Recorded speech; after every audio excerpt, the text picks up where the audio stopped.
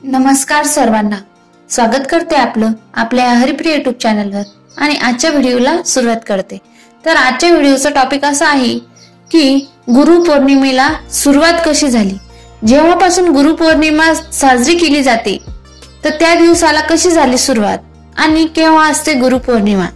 तर चला याची डिटेल माहिती आपण या व्हिडिओमध्ये जाणून घेऊया।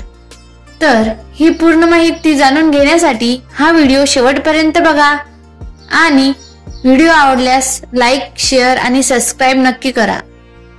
वर्षभरात 12 किंवा 13 पौर्णिमा येतातच, त्यापैकी आषाढात येणारी पौर्णिमा ही गुरूंच्या स्मृतीत समर्पित केली जाते। याच पौर्णिमेला गुरुपौर्णिमा असे म्हणतात। गुरुपौर्णिमेला व्यास पौर्णिमा असेही म्हणतात। ज्यांनी महाभारतात पुराणे लिहिली त्या गुरुपौर्णिमेला व्यास पौर्णिमा असेही म्हणतात। ज्यांनी महाभारत पुराणे लिहिली त्या व्यास मुनींना वंदन करण्याचा, त्यांची पूजा करण्याचा हा मंगलमय असा दिवस आहे। महर्षी व्यास हे भारतीय संस्कृतीचे शिल्पकार आणि मूलाधार मानले जातात। या दिवशी भगवान बुद्धांनी सारनाथ इथे पहिल्यांदा प्रवचन दिल्याचे मानले जाते। भगवान बुद्धांच्या स्मृतीप्रित्यर्थे गुरुपौर्णिमा साजरी केली जाते। व्यासांनी वेदाचे 4 भाग, 6 शास्त्रे, 18 पुराणांच्या रचना करून मानवी जीवनाला संपन्न केले आहे। या सर्वांतून भगवंताचे गुणगान, त्यांचे यशगान करीत मनुष्याला जीवन जगण्याचे मार्गदर्शन केले। ज्ञानदेवांनी सुद्धा ज्ञानेश्वरी लिहिताना व्यासांचा मागोवा हेतू असे म्हणून सुरुवात केली। गुरूंचे अनेक प्रकार आहेत।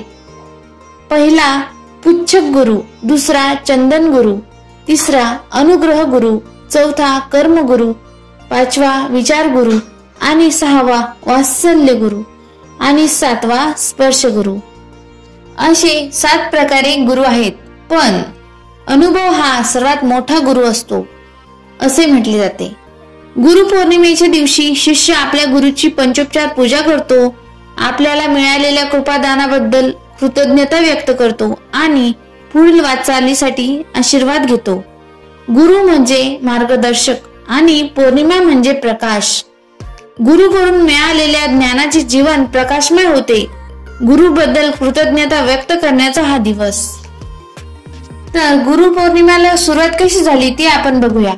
महर्षी वेदव्यास यांना लहानपणापासूनच अध्यात्माची आवड होती। आषाढ महिन्यातील पौर्णिमेला महर्षी वेदव्यास यांनी आपल्या शिष्यांना आणि ऋषीमुनींना श्रीमद भागवत पुराणाचे ज्ञान दिले असे म्हणतात। तेव्हापासून महर्षी व्यासांच्या शिष्यांनी हा दिवस गुरुपौर्णिमा म्हणून साजरा केला। तर मंडळी, हा व्हिडिओ जर तुम्हाला मनापासून आवडला असेल तर व्हिडिओला लाईक करा, शेअर करा आणि सबस्क्राइब करायला विसरू नका।